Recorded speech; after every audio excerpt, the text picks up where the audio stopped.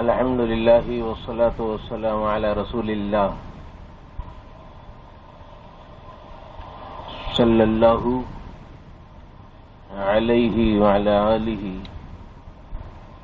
وصحبہ وبارک وسلم تسلیما کثیرا کثیرا.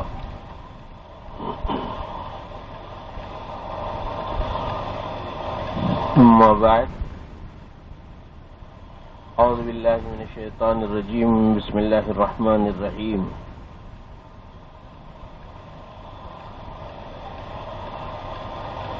استغفروا ربکم انہ کان غفارا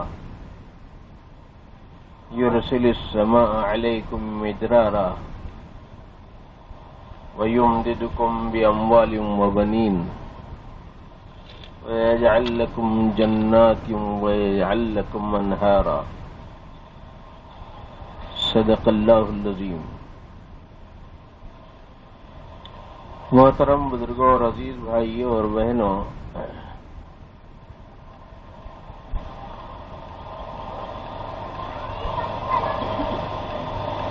صبح سے بہت سی کام کی باتیں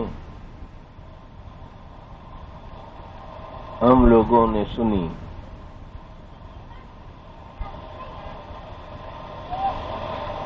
متفرق ذوق کے حاملین سے بہت سی کام کی باتیں سامنے آئیں.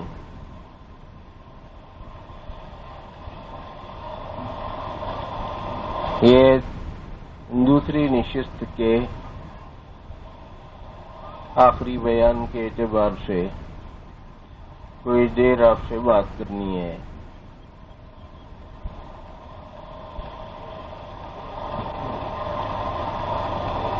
اور جہاں تک کہ بیان کے وقت کا تعلق ہے، 1 بجے انشاءاللہ تعالی رک جائیں گے.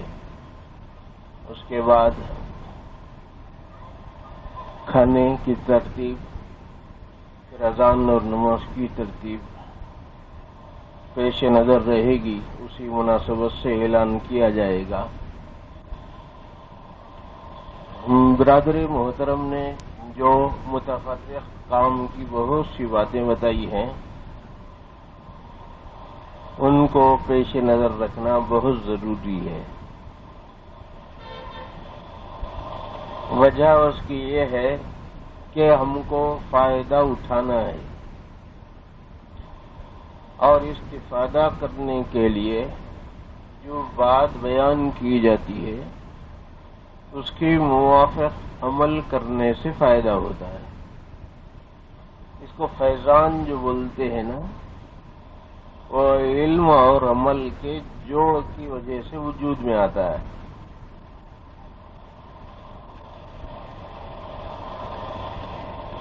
حضرت داؤد طائی رحمۃ اللہ علیہ نے امام اعظم ابو حنیفہ رحمۃ اللہ علیہ سے یوں کہا کہ حضرت علوم ظاہری سے فارغ ہو گیا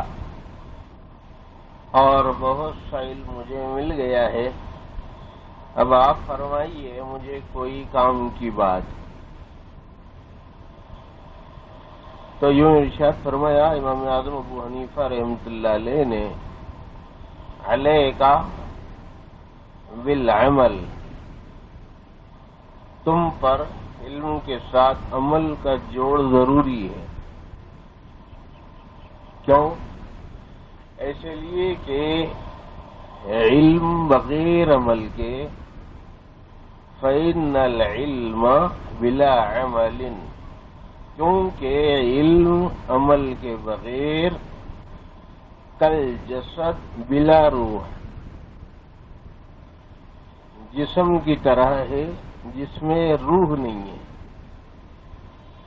تو بھائی فائدہ استفادہ کرنا ہے، فائدہ اٹھانا ہے، فیضان لینا ہے، بزرگوں کا فیض حاصل کرنا ہے، اللہ والوں کی برکتیں لینا ہے. تو طریقہ کیا ہے؟ علم کے ساتھ عمل کا جوڑ بٹھایا جائے. جب یہ توافق ہو جاتا ہے تو برکتیں شروع ہو جاتی ہیں. اور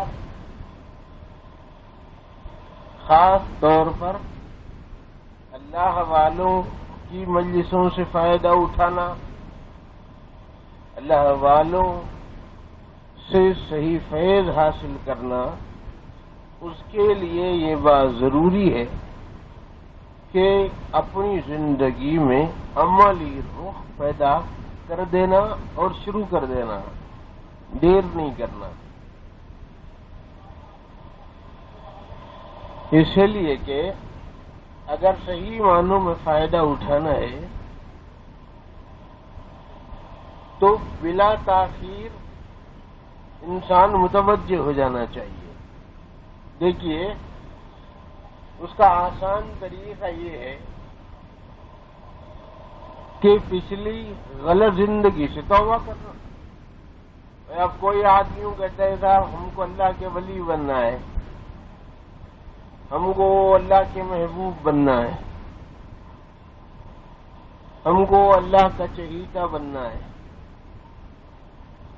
تو کیا کرنا ہے؟ اللہ کا محبوب بننے کے لیے کیا کرنا پڑتا ہے؟ ایک چھوٹے سے کام ہے، قرآن کی روشنی میں ہے، دیکھنے میں بہت چھوٹی بات معلوم ہوتی ہے، مگر ولایت وہاں سے شروع ہو جاتی ہے. آپ حضرات نے قرآن مجید کی آیت بار بار پڑھی ہوگی، مطلب بھی آپ لوگ سمجھتے ہیں. ان اللہ یحب التوابین، اللہ توبہ کرنے والوں کو محبوب بنا لیتے ہیں، پسند کرتے ہیں، چاہتے ہیں، حبیب اور محبوب بناتے ہیں. اللہ محبت رکھتے ہیں، کن سے محبت کرتے ہیں؟ کن سے؟ جو توبہ کرنے والے. تبھی اللہ کے محبوب بننے کا طریقہ توبہ کرنا ہے. اولیاء اللہ نے جو سب سے پہلا قدم اٹھایا اپنی زندگی کے اندر، وہ توبہ اور استغفار ہی کا ہوتا ہے. مثال کے طور پر اگر کوئی ہم میں ساتھیوں میں سے یوں پوچھے کہ صاحب میں اللہ کا ولی بننا چاہتا ہوں اور مجھے کچھ ترتیب بتائیے، بھئی آپ حضرات کے پاس بہت سے مسائل ہیں، یہ صاحبیت کا مسئلہ ہے، محویت کا مسئلہ ہے، عروج کا مسئلہ ہے، نزول کا مسئلہ ہے، یہ مثبت کا مسئلہ ہے، منفی کا مسئلہ ہے، نفی اور اثبات کے مسائل ہیں، فنا بقا کے مسائل ہیں، یہ ہیں وہ ہیں، تنزلات ستہ کے مسائل ہیں، جی وحدت توحید وجودی کے مسائل ہیں، اگر ہزاروں مسئلے ہیں صاحب، ٹھیک ہے، لیکن یہ بولیے کہ پہلا قدم کیا اٹھانا پڑتا ہے؟ جتنے قادری سلسلے کے بزرگ، چشتی سلسلے کے بزرگ، نقش بندی سلسلے کے بزرگ، سہروردی سلسلے کے جو بزرگ ہیں، ان سبوں نے کون سا قدم اٹھایا؟ سب سے پہلا توبہ والا، استغفار والا عمل. اور وہ آج کے ہمارے اعتبار سے شدید ضروری بھی ہے. آپ میں سے بہت سارے ہوں گے کہ وہ کسی کے ذہن میں کوئی سوال، کسی کے ذہن میں کوئی سوال، مثلا 2-3 نمونے کے طور پر کسی ساتھی کے ذہن میں یہ ہوگا کہ صاحب ہم بارش نہیں ہے، ہم کیا کریں؟ کسی کے ذہن میں ہوگا کہ صاحب ہماری مجھے ہمارے گھرانے میں اولاد نہیں ہے، کیا کریں؟ کوئی کہتا ہے کہ صاحب ہمارے گناہوں کی مغفرت ہونا ہے، ہم کیا کریں؟ کوئی پوچھتا ہے کہ صاحب بارش کے تقاضے ہیں، بارش کی شدید ضرورت ہے، بارش کے لیے ہم کیا کریں؟ یہ کہتا ہے صاحب ہمارے پاس کھیتی باڑی سلامت نہیں ہے، ہم لوگ کیا کریں؟ کوئی پوچھتا ہے صاحب ہمارے مال میں برکت نہیں ہے، بہت کچھ ہے لیکن مال میں برکت نہیں ہے، کیا کریں؟ میرے دوستو، توبہ کرو، استغفار کرو، وہی راستہ ہے، کوئی اور راستہ نہیں ہے. سورہ نوح میں اللہ پاک نے فرمایا، حضرت جنید بغدادی رحمۃ اللہ علیہ ہیں یا اس وقت کے کوئی اور بزرگ، ان سے کئی لوگوں نے کئی سوالات کیے. ایک نے کہا میں گناہوں کی معافی مانگنا چاہتا ہوں، کیا کروں کہ اللہ میرے گناہوں کو معاف کر دے؟ آپ نے کہا استغفار. پھر دوسرے نے کہا کہ میری کھیتی باڑی خراب ہو گئی ہے، درست نہیں ہو رہی ہے، انہوں نے کہا استغفار کرو. تیسرے نے کہا ہم کو نرینہ اولاد نہیں ہے، انہوں نے کہا کہ استغفار کرو. اس طرح کوئی چوتھا سوال کیا باغوں کے بارے میں، کسی نے اسی طرح مال کی بے برکتی کے بارے میں، پانی کے برسنے کے بارے میں مختلف سوالات کیے لوگ. تو حضرت ایک ہی جواب دیتے رہے، استغفار کرو، استغفار کرو، سچی توبہ کرو، استغفار کرو. تو ایک ارادت مند نے، کسی مرید نے یا مجمع میں سے کسی شخص نے حضرت سے کہا کہ حضرت بات جو بول رہے ہیں کوئی قرآن حدیث کے حوالے کے تحت ہے، ہر ایک کو وہی بولتے جا رہے ہیں. کچھ حوالہ والا ہے آپ کے پاس قرآن کا؟ فرمایا کہ ہاں، اللہ پاک نے سورہ نوح میں فرمایا ہے استغفروا ربکم، تم اپنے پروردگار سے مغفرت مانگو، انہ کان غفارا. پہلا فائدہ استغفار کا یہ ہوگا کہ اللہ گناہوں کو معاف کرے گا. انہ کان غفارا، غافر بولے بھی تو وہی، غفور بولے بھی تو وہی، غفار بولے بھی تو وہی. شیخوں کی ترتیب کے فرق کے ساتھ معنی کے اندر ہے جی، معنی کی زیادتی کے مفاہیم اور مدارج جو رہتے ہیں اس کو علیحدہ علیحدہ سمجھایا جاتا ہے. ورنہ غافر کے معنی، غفور کے معنی، غفار کے معنی. اب گناہوں کے بارے میں اللہ سے آدمی جو مغفرت مانگتا ہے، اللہ اس کے حق میں غافر بن جاتے ہیں، غفار بن جاتے ہیں، غفور بن جاتے ہیں.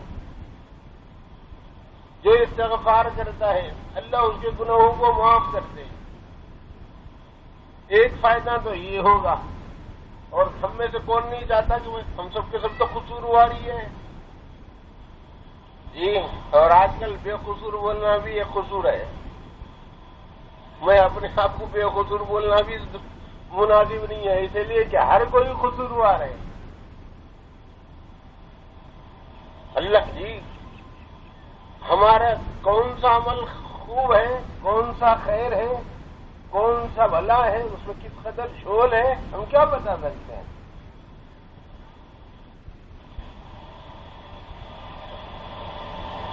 تو یہ ایک فائدہ استغفار کا یہ ہے. دوسرا فائدہ یرسل السماء علیکم مدرارا، اللہ تمہارے اوپر موسلا دھار بارش برسائے گا. ہاں، اب آپ بولیں گے صاحب استغفار ٹھیک ہے، پڑھنا شروع کر دیتے بارش ہوتی.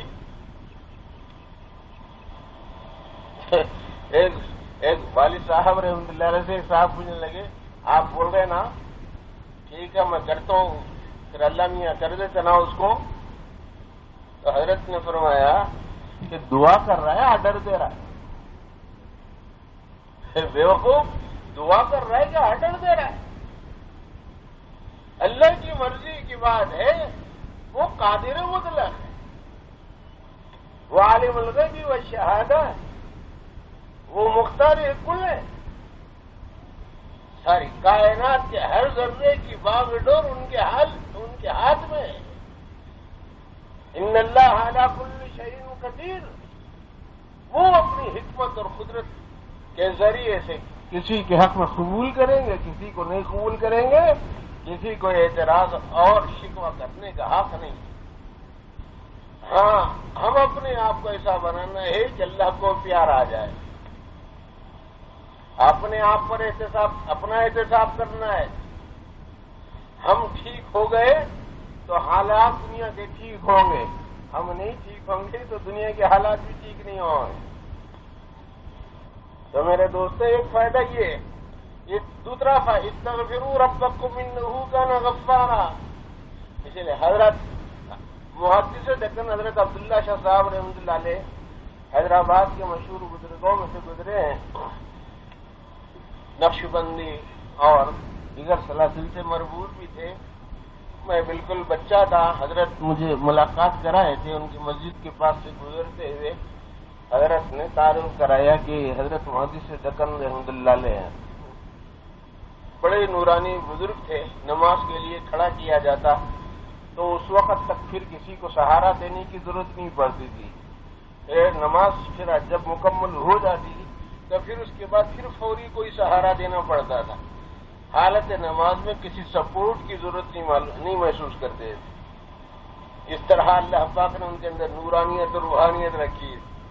ایک مرتبہ کسی نے کوئی مطالبہ کیا کہ حضرت آپ ہم کو کچھ وظیفہ بتا دیجئے. تو حضرت نے فرمایا کہ استغفار کرو، استغفار کرو. تو چند کچھ دنوں کے بعد وہ صاحب پھر آئے اور آ کے کہنے لگے کہ حضرت وہ کچھ وظیفہ بتائیے. تو حضرت نے کہا کہ اس سے پہلے کچھ بتایا گیا تھا. کہنے لگا کہ ہاں. تو اچھا دیکھو وہ اس سے پہلے تم کو کیا وظیفہ بتایا گیا تھا؟ کہ استغفار پڑھنے کی تلقین ہوئی تھی. تو حضرت نے پوچھا کیسا پڑھے؟ تو وہ کہنے لگا استغفار استغفار استغفار استغفار استغفار ایسا پڑھا ہو رہے. حضرت نے بتایا کہ ارے اللہ کے بندے ایسے استغفار پہ بھی تو استغفار کی ضرورت ہے نا رے. پھر ہمارا استغفار بھی ٹھیک نہیں ہے. اللہ کے سامنے کیسا گڑ گڑانا تھا، کیسا رونا تھا جی. اللہ کے سامنے اللہ کی حضوری میں اپنے آپ کو کیسے پیش کرنا تھا، گناہوں کی کیسے معافی مانگنی تھی، کیسے سچی توبہ کرنا تھا، کیسے استغفار کرنا تھا. ہم لوگ کیسا کر رہے ہیں. اسی لیے لیکن جب کوئی سچی توبہ کرتا ہے تو اللہ کو اتنا پیار آ جاتا ہے کہ بس حالات بالکل پلٹا جاتے ہیں. جی ابن قدامہ رحمۃ اللہ علیہ کی کتاب التوابین میں غالباً شاید آپ کو یہ بات مل جائے گی. ابراہیم دہلوی کی کتابوں میں بھی ایک اشارہ دے دیتا ہوں. ایک بات کا تفاصیل کی مختلف کتابوں میں بھی ہے. یہ بات کوئی نئی بات اور انوکھی بات نہیں ہے، لیکن چونکہ جی برادر محترم نے توبہ کا مضمون اس سے مربوط کر دیا تھا، اسی لیے خیال آیا کہ اس وقت تھوڑی سی بات اس ضمن میں آپ سے عرض کی جائے. اسی لیے کہ مزید اسباق ضروری آپ کے سامنے آنے ہیں. لیکن ایک اہم بات یہ ہے کہ حضرت موسیٰ علیہ السلام کے زمانے میں قحط ہو گیا، اور اتنا شدید قحط کہ بس یوں سمجھیے کہ لوگ بھوکے پیاسے مرنے لگے. فاقے پر فاقہ، پیاس پر پیاس، لوگوں کی حالت بری. 70,000 لوگ انتہائی پریشان ہیں. ایسی صورت میں کچھ سجائی نہیں دے رہا تھا. تو بعض لوگوں نے حضرت موسیٰ علیہ السلام سے کہا کہ اے موسیٰ، آپ اللہ کے کلیم ہیں، اللہ سے بات کرتے ہیں، آپ اللہ میاں سے بات کرو، بات کیجیے. اور خاص طور پر بچے ہیں اور بوڑھے نمازی ہیں اور گھروں کے جانور ہیں، جنگل کے پرندے ہیں، چھوٹے چھوٹے بچے ہیں. ان کی برکت سے اللہ ہم کو بارش برسا دے اور ہمارا کام نکل جائے، ہمارا بھلا ہو جائے گا. تو اللہ پاک نے ایک عجیب بات فرمائی. کہ اے موسیٰ، جو 70,000 انسان آپ کے پاس ہیں ان میں سے ایک ایسا شقی، بدبخت اور بدنصیب شخص ہے کہ اس 40 سالہ اس کے مسلسل گناہوں کی کثرت کی وجہ سے اور میرے ساتھ بغاوت اور سرکشی اور نافرمانی کی وجہ سے میرا غصہ اور قہر جوش میں ہے. میں جب تک کہ وہ شخص وہ 70,000 انسانوں سے نکل نہیں جاتا میں بارش نہیں برساؤں گا. آپ اعلان کر دیجیے کہ وہ خدا کے باقی اور تاقی سرکش شخص تو نکل جا جو 40 سال سے برابر اللہ کا مقابلہ کر رہا ہے۔ حضرت موسیٰ علیہ السلام نے کہا کہ پروردگار 70-75 ہزار انسان ہیں، میری بات تمہارے تک تو پہنچے گی بھی نہیں۔ اللہ نے کہا کہ صرف بول دیجئے، آپ کا کام بولنا ہے، آواز کا پہنچانا میرا کام ہے۔ اعلان کروایا گیا۔ حضرت موسیٰ علیہ السلام نے اعلان کر دیا۔ بہت سی کتابوں میں یہ واقعہ ملے گا، کوئی ایسا تشنا مسئلہ بھی نہیں، اس میں زیادہ پریشان ہونے کی بھی بات نہیں ہے، حوالے باتیں پوچھ سکتے ہیں۔ تو اب حضرت موسیٰ علیہ السلام نے آواز لگائی، بات آخر تک پہنچ گئی، لیکن اب سوال یہ ہے کہ نکلے کون؟ کوئی نکلتا ہی نہیں۔ اب یقینی طور پر ایک شخص تو ہے، بولے اس کا تو نکلنا ضروری ہے، اس کے بغیر تو بارش برسنے کا سوال نہیں۔ اب ہر کوئی دائیں دیکھ رہا ہے، بائیں دیکھ رہا ہے، آگے دیکھ رہا ہے، پیچھے دیکھ رہا ہے، اوپر دیکھ رہا ہے، نیچے دیکھ رہا ہے، کوئی جو ہے نا نکلنے کو تیار ہی نہیں۔ یہاں تک کہ ایک اور شخص نے دائیں بائیں آگے پیچھے دیکھا اور کوئی بھی مجمع میں سے کوئی نکلنے کو تیار نہیں ہے۔ خاموشی سے چاروں طرف نظر دوڑائی، کوئی آدمی نہیں نکل رہا ہے۔ سب دل ہی دل میں سوچا کہ وہ پاپی اور گنہگار میں ہی ہوں، اگر میں اٹھ کر جاتا ہوں تو میری ذلت اور رسوائی ہوتی ہے، اگر میں اٹھتا ہوں تو ذلت ہوتی ہے، ذلیل کیا جاؤں میری رسوائی ہوگی اور میری یہ ہتک عزت ہوگی، دبا لگے گا اور میں معرض تان بن جاؤں گا اور مورد بحث بن جاؤں گا۔ اس طرح آپ کے سوچ وچار کرتا رہا، لیکن پھر یہ سوچا کہ اگر نہیں نکلا تو لوگ بھوکوں مر رہے ہیں، پانی کا خطرہ برسنے کو تیار نہیں ہے، کیا کرنا آپ؟ جی بات یہ لکھی ہے محدثین حضرات نے کہ اس نے جی دل ہی دل میں اللہ کی طرف رجوع کیا، حق تعالی کی طرف متوجہ ہو گیا، کہنے لگا کہ پروردگار وہ گنہگار میں ہی ہوں کیا جس کے گناہوں کی بدنصیبی کی وجہ سے پانی رک گیا ہے اور بچے بھی پریشان ہیں، بڑے بھی پریشان ہیں، اور مرد بھی پریشان ہیں، عورتیں بھی پریشان ہیں، جانور بھی پریشان ہیں، دودھ پیتے بچے بھی حیران ہیں۔ اے اللہ میں سچی توبہ کرتا ہوں، استغفار کرتا ہوں، اے اللہ آئندہ سے کوئی گناہ نہیں کرتا، اے پروردگار آپ بارش برسائیے، ہمارے اوپر رحم فرمائیے، اے اللہ مجھے بے عزتی سے بچا لیجیے، رسوائیوں سے بچا لے۔ جب یہ بات پیش آئی، کچھ وقفہ گزر رہا ہے، کچھ وقت گزر رہا ہے، اسی دوران کیا دیکھتا ہے پورا مجموعہ؟ حضرت موسیٰ علیہ السلام بھی دیکھ رہے ہیں، آپ کے حواری بھی دیکھ رہے ہیں، اصحاب اور ساتھی بھی دیکھ رہے ہیں، بس بادل لانا شروع ہو گیا اور برسنا بھی شروع ہو گیا۔ حضرت موسیٰ علیہ السلام حیران ہو گئے، اللہ تعالیٰ سے ہم کلامی کی، پروردگار آپ نے تو کہا تھا کہ ایک باغی ہے، ایک طاغی ہے، ایک سرکش ہے، ایک پاپی ہے، ایک گنہگار ہے، اور آپ کی قہرمان طاقت اس وقت جوش پر ہے، اور جب تک کہ وہ نکل نہیں جائے گا بازی اور جب تک کہ اس مجلس سے نکل نہ جائے میں بارش نہیں برساؤں گا۔ اے پروردگار آپ نے تو یہ بات فرمائی تھی، اب یہ کیا فیصلہ ہے؟ ہم کو نہیں سمجھ میں آیا۔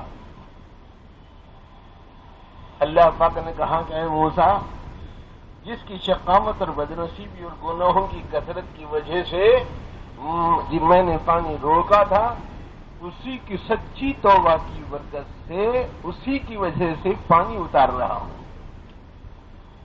اسی کا سچا استغفار ہے، اس کی صداقت اور راستی کا خصوصی معیار ہے، اور اس نے گناہوں سے سچی توبہ کی ہے۔ حضرت موسیٰ علیہ السلام نے کہا کہ پروردگار آنن فانن منٹوں میں تیرا ولی بننے والا وہ کون ہے، بتا دے۔ تو اللہ نے کہا کہ موسیٰ گناہ کی حالت پر میں پردے میں رکھا، گناہوں سے توبہ کرنے کے بعد پردہ اٹھاؤں گا؟ ایسا نہیں ہو سکتا۔ 40 سال گناہوں کی کثرت کے باوجود میں نے اس کے اوپر پردہ ڈالا ہے، اور آج اگر میں بتا دیا 70,000 کے یہ مجموعے کو کہ اس طریقے سے یہ شخص دیکھو جس نے توبہ کی ہے اور اس طریقے سے اس کی وجہ سے بارش برسائی گئی ہے، کہ ایک رخ تو اس کا تو بہت اچھا ہے، لیکن کیا بات ہوگی یہ کہ ایک وہ شخص گناہوں کی حالت پر جس کی میں نے پردہ داری کی اور پردہ ڈالا، چھپائے رکھا، غفران سے کام لیا، اور اس کی اب میں جبکہ اس کی توبہ اور استغفار کو میں نے قبول کر لیا ہے اور اس کی توبہ کی برکت سے میں بارش کو برسا رہا ہوں، اے موسیٰ آپ کو اس آدمی کے نام کی اس کی تحقیق میں پڑھنے کی ضرورت نہیں ہے۔ جب اللہ دینے بڑھاتے ہیں سچی توبہ پر یہ دیتے ہیں، یہ کتنا عجیب نظام ہے اللہ کا۔ پیغمبر وقت ہے جی، کلیم حق ہے، بنی اسرائیل کا دور ہے، اور اللہ جل جلالہ کی عنایتیں جوش پر ہیں اور حالات نامساعد ہیں اور اللہ کی قہرمانی طاقت بھی جوش میں ہے۔ ایسے وقت میں جب کہ سارے انسان حیران پریشان، ایک آدمی کی سچی توبہ کی برکت سے اللہ پاک بارش برسا دیتے ہیں۔ تو میرے دوستو، اگر ہم بھی یہ چاہتے ہیں کہ وقت اللہ کی مہربانی ہماری طرف متوجہ ہو جائے اور ہم بھی مستحق رحم بنے اور قابل رحم بن جائیں، تو آسان طریقہ یہ ہے کہ سب سے پہلے مرحلے کے اندر ہم سچی توبہ کرنے والے بن جائیں۔ توبہ سچی ہونا، سچی توبہ کا مطلب کیا ہے؟ جو گناہ ہو چکا ہے پھر دوبارہ نہیں ہونا، آئندہ نہ کرنے کا پکا فیصلہ کرنا۔ یہ الگ بات ہے کہ اپنی نفسانی اور شیطانی کمزوریوں کی وجہ سے بار بار خطائیں سرزد ہو جاتی ہیں، مگر اس سے مایوس بھی نہیں ہونا ہے۔ لا تیأسوا من روح اللہ ولا یأس من روح اللہ الا القوم الکافرون۔ اس طریقے سے آتا ہے کہ اسلام کے اندر مایوسی کا اعتبار نہیں ہے، مایوسی کفر ہے، مایوس نہیں ہونا ہے، حق تعالیٰ کی طرف متوجہ ہونا، صحیح معنوں میں سچی توبہ کرنا۔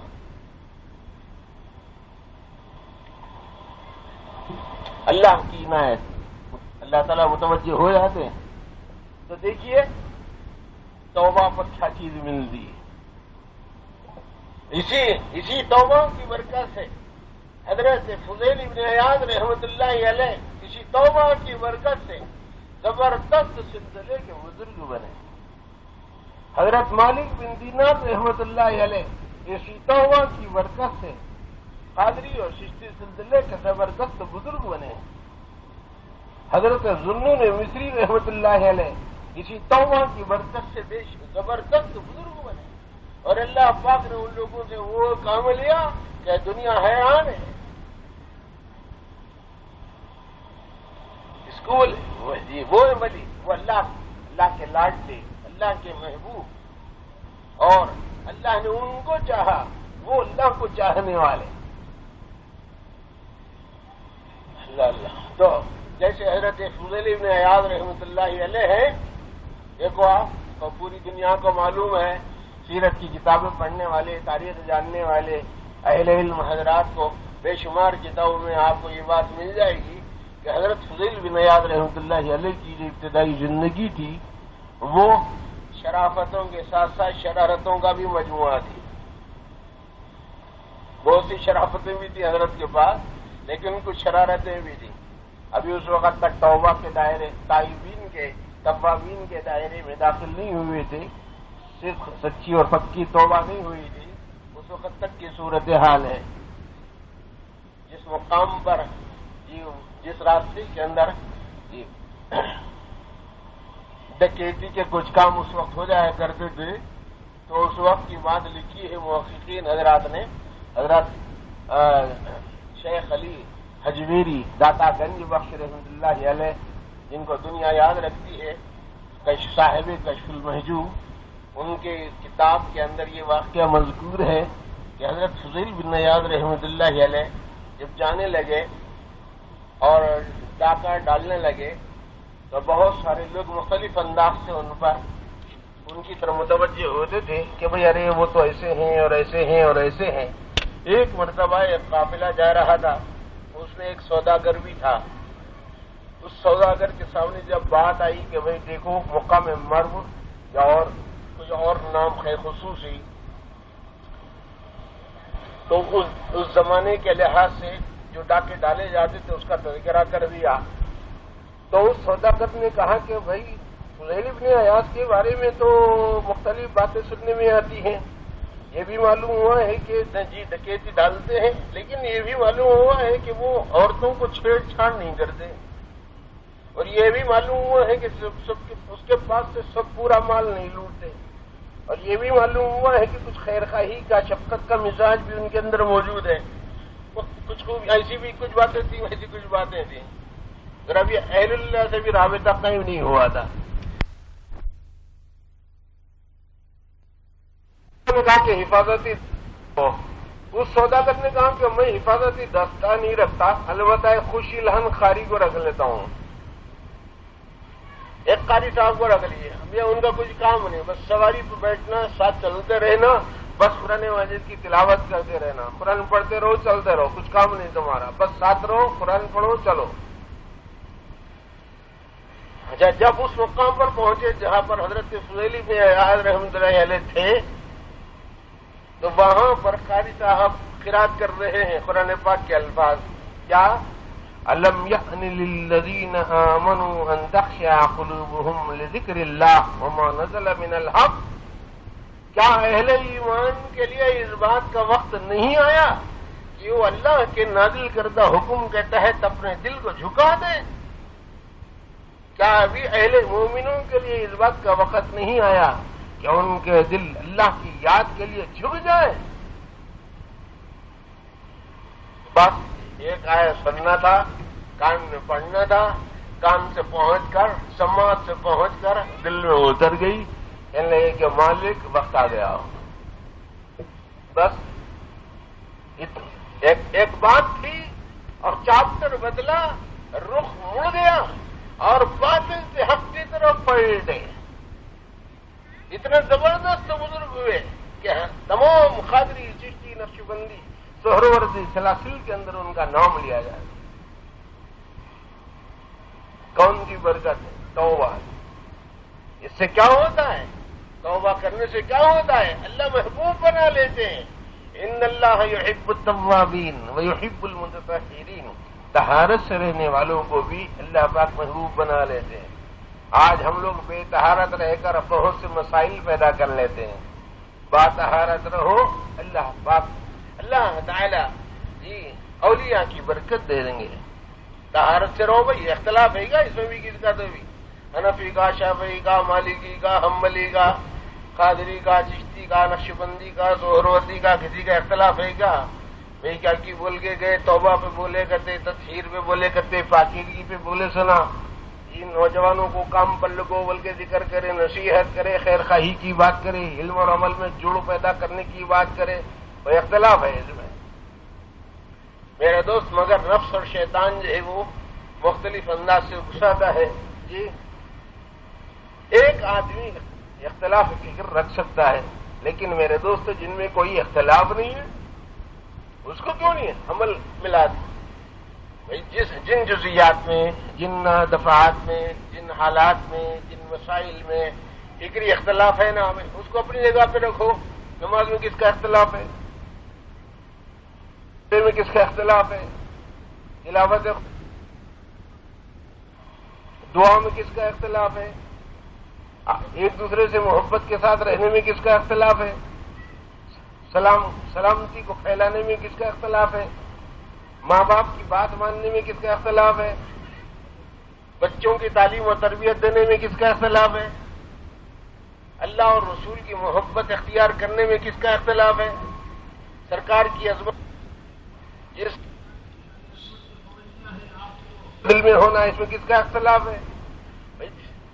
جس میں کسی کا کوئی اختلاف نہیں ہے اس کو اختیار کر لو۔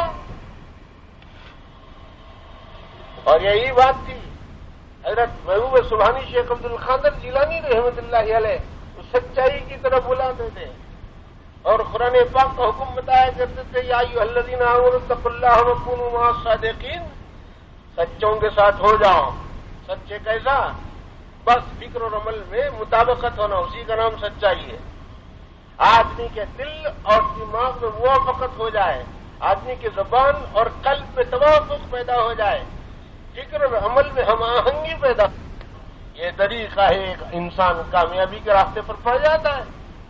تو بھائی کیا کرنا ہے؟ توبہ کرو، توبہ۔ آسان کام کیا ہے؟ توبہ اور استغفار کریں۔ طریقہ 3 طریقے ہیں، توبہ اور استغفار کرنے کے 3 طریقے، بہت سے طریقے ہیں، 3 جنرل طریقے ہیں، خصوصی۔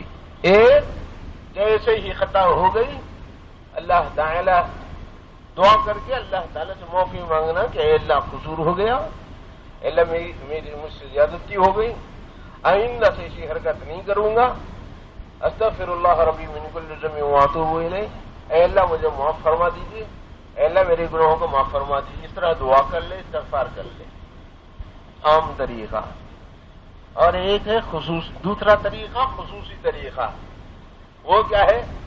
غسل کر لینا اور اللہ کے گھر میں حاضر ہونا، پاک صاف ستھرے کپڑے پہن لینا، اللہ کے گھر پہنچنا، اللہ کی بارگاہ میں 2 رکعت نفل صلاۃ الحاجت یہ پڑھ لینا، صلاۃ توبہ پڑھ لینا، اور اللہ سے دعا کرنا کہ اللہ قصور ہو گیا، آپ معاف فرما دیجیے، آئندہ سے نہیں کروں گا، آئندہ سے نہیں کروں گا۔ تیسرا طریقہ کیا ہے؟ تیسرا طریقہ اس کے ساتھ ساتھ کچھ اور ہے، وہ ہے صحیح اللہ والوں کے ہاتھ پر بیعت ہو جانا۔ مقربین کہتے ہیں ان کو، قرآن میں محسنین کہتے ہیں، مقربین کہتے ہیں، سابقون بھی کہتے ہیں، مختلف نام ہیں ان کے، اسی کو عرف عام میں صوفیہ بھی کہتے ہیں۔ مگر کتاب و سنت کی روشنی میں تحقیق کرنا، اطمینان حاصل کر لینا، جب تک کہ بشاشت نہ ہو، انشراح نہ ہو، اطمینان نہ ہو، کتاب و سنت کے تحت میں جب تک کہ پرکھ نہ لے، اور اللہ والوں سے جب تک ان کے بارے میں معلومات نہ کر لے، طمانینت قلبیہ جب تک نہ ہو، اس وقت تک کہ آگے بڑھنے کی ضرورت نہیں، جستجو میں لگے رہنا کہ اللہ کسی سچے انسان کے ہاتھ میں توبہ کرا دی۔ توبہ دیکھو، حضرت گرانی پیر رحمۃ اللہ علیہ سفر پر جا رہے تھے علم حاصل کرنے کے لیے، راستے میں ڈاکوؤں نے توبہ کر لی، حضرت محبوب سبحانی شیخ عبد القادر جیلانی رحمۃ اللہ علیہ کے ہاتھ پر، جس شخص کے سامنے آپ کی تفصیلات آئیں، اس نے اپنے دوستوں سے کہا، ساتھیوں سے، کہ بھائی آپ میری تمہاری نہیں جمتی، اب میں عبد القادری کے ساتھ ہوں، بہتر یہ ہے کہ تم لوگ چلے جاؤ اور مجھے میرے حال پہ چھوڑ دو، میں عبد القادری کے ساتھ۔ تو اس لٹیروں کے اس سردار کی اس بات کو پیش نظر رکھ کر اس کے تمام ساتھیوں نے کہا کہ صاحب آپ جب چوری میں ہمارے ساتھ تھے اور ہم آپ کے ساتھ تھے، تب توبہ میں بھی آپ کے ساتھ ہم ہیں۔ وہ ہوشیار تھے لٹیرے بہت، وہ ڈاکو بہت ہوشیار تھے، سبوں نے توبہ کی حضرت شیخ عبد القادر جیلانی رحمۃ اللہ علیہ کے ہاتھ کہ یہ سچائی کی برکت تھی۔ اور اگر آج سچائی کی کوئی دعوت دے، الصدق ینجی والکذب یہلک بتائے، کونوا مع الصادقین کی تلقین کرے، اور سچائی کا فیضان بتائے، اور سچائی کی عظمت سمجھائے، اور سچ کی تلقین کرے، تو آپ لوگوں کی طرف سے کیا جواب ملتا ہے؟ صاحب تم 100 سال پہلے پیدا ہونا تھا۔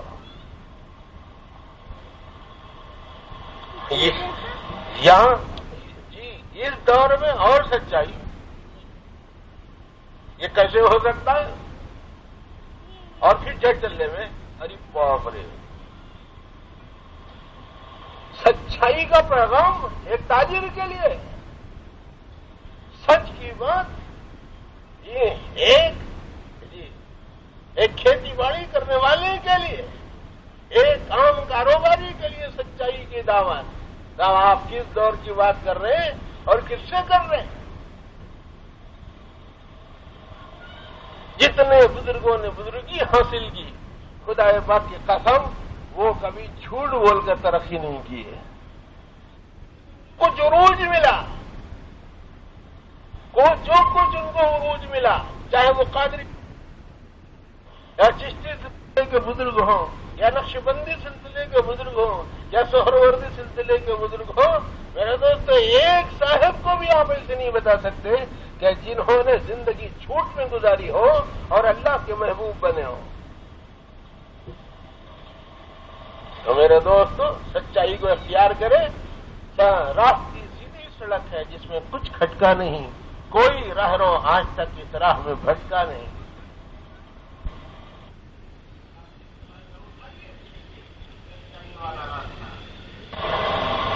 جی حقانی راستہ، ربانی راستہ، اللہ والوں کا راستہ۔ حضرت مالک بن دینار رحمۃ اللہ علیہ کے بارے میں ذرا سا وہ کرامت والی صورت ہے اس کی۔ حضرت جو ہے وہ رقص و سرود کی مجلسوں وغیرہ، جی گانے بجانے کی محفل کے ختم ہونے کے بعد ایک طرف رکھ دی وہ سازو سامان جو تھا، حضرت لیٹے ہوئے تھے حضرت مالک بن دینار رحمۃ اللہ علیہ، تو جو موسیقی کا جو آلات ہوتے ہیں نا، اس میں ایک تمبورا رہتا ہے، تمبورا،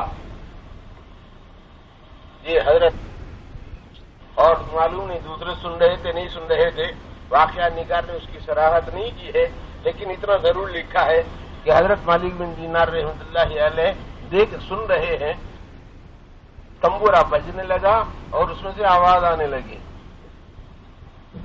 کیا آواز؟ مجھے یا مالک مالک انت، تو مالک کیا ہو گیا ہے تمہیں، توبہ میں تاخیر کیوں؟ مالک، اے مالک کیا ہو گیا، مالک کیا ہو گیا ہے آپ کو، کیا ہوا، توبہ میں تاخیر کیوں، توبہ توبہ۔ بس اس تمبورے کا بجنا تھا، اس آواز کا سننا تھا۔ جی آپ بعد میں کتاب کا حوالہ بھی لے سکتے ہیں، ویسی کوئی بات نہیں ہے، جی شیخ علی حجویری رحمۃ اللہ علیہ کی کتاب کے حوالے سے میں بات کر رہا ہوں، جن کو دنیا داتا گنج بخش رحمۃ اللہ علیہ کے نام سے یاد کر دی۔ کشف المحجوب کے مصنف جو ہے نا، اس کتاب کے حوالے سے میں آپ سے بات کر رہا ہوں۔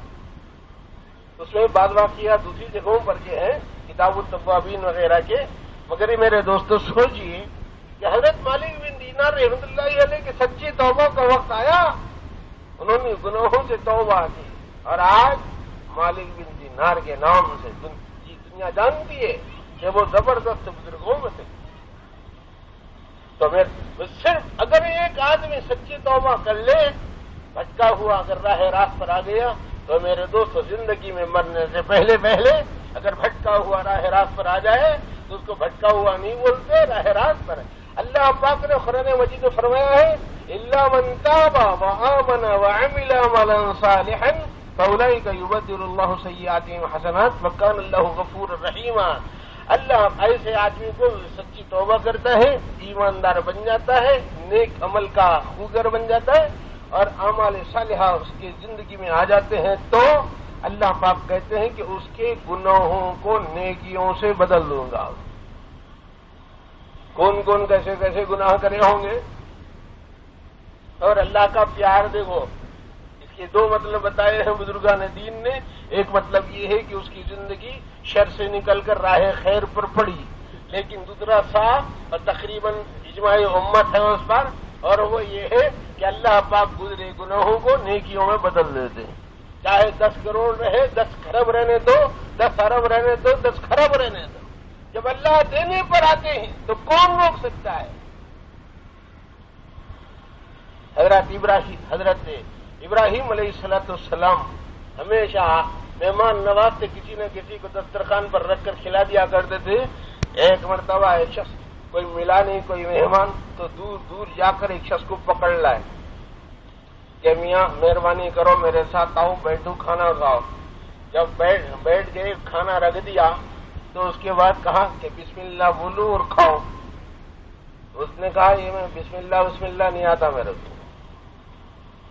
میرے کو نہیں معلوم یہ بسم اللہ کیا چیز ہے۔ ارے بولے تو کلمہ پڑھ لے، مسلمان ہو جا، یہ کھانے پہ بیٹھ، کھانا کھا لے، اور اگر نہیں اللہ کا نام لینا نہیں چاہتا تو پھر میرے دسترخوان پر بیٹھنے کھانے کی ضرورت نہیں ہوتی۔ تو وہ اٹھا، ٹھیک ہے، بولے مجھے کوئی واسطہ نہیں ہے، میرے لیے وہ چیز میں جاتا ہوں، اٹھا چلا۔ جب وہ شخص چلے جانے لگا، اللہ پاک نے حضرت ابراہیم علیہ السلام سے کہا کہ ابراہیم 70 سال سے کفر اور شرک والی حالت پر میں کھانا دے رہا ہوں اس کو، اور آپ ایک وقت کھانا دینے کے لیے پیچھے ہٹ کے بھیجا دیے اس کافر کو، اس مشرک کو، اس بددیانت کو اور اس بددینت انسان کو 70 برسوں سے میں کھانا دے رہا ہوں، اور آپ ایک مرتبہ دسترخوان پر بٹھا کر آپ نے اٹھا دیا.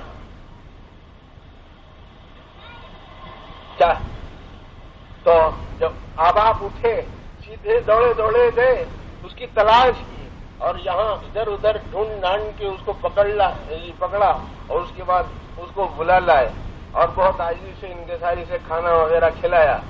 بات یہ پلٹی ہوئی صورتحال کو دیکھ کر اس شخص نے پوچھا کہ یہ کیا ماجرا ہے؟ ابھی تو آپ نے اٹھا دیا، ابھی تو آپ نے ڈرایا، ابھی تو آپ نے ایسا معلوم ہو رہا تھا کہ آپ مجھے یہ سزا دیں گے، اور ناراض تھے اور آپ کھلانے کو تیار نہیں تھے، اور ابھی کے ابھی میں کیا بات پیش آئی؟ تو انہوں نے کہا کہ اللہ پاک کی طرف سے اس طریقے کی ہدایت آئی ہے. تو اس کی آنکھوں میں آنسو آ گئے، کہنے لگا کہ اے ابراہیم، جب آپ کا پروردگار اتنا مہربان تو اب سے میں بھی مسلمان ہوں. آج ہم لوگوں کا حال کیا ہے؟ اس کے سر پہ ٹوپی نہیں ہے، یہ اس کے پاؤں میں جوتا نہیں ہے، انہیں ایسا ہے، اس کو ایسا کرو، انہیں ویسا ہے، اس کو ویسا کرو. ارے میرے دوست، اطعموا الطعام، افشوا السلام، وصلوا باللیل والناس نیام، تدخلوا الجنۃ بدار السلام. اللہ کے مبارک گھر میں اللہ کی پیدا کردہ جنت میں داخلے کے لیے چھوٹے چھوٹے عمل ہیں کرنے کے. بھئی وہ جو بزرگ بنے حضرت ابراہیم علیہ السلام کے پاس، انہوں نے سچی توبہ کر لی. بس ادھر معلوم ہوا کہ میرا پروردگار اتنا میرے اوپر مہربان ہے. ایک آخری بات عرض کر کے دعا کریں گے. حضرت ذوالنون مصری رحمۃ اللہ علیہ کی بات ہے، ایک مرتبہ دریائے نیل میں بہت سارے لوگوں کے ساتھ سفر کر رہے تھے. ذوالنون مصری رحمۃ اللہ علیہ ہوا ایسا کہ دوسری طرف سے بہت دوسرا جہاز جا رہا تھا، اور اس کے اندر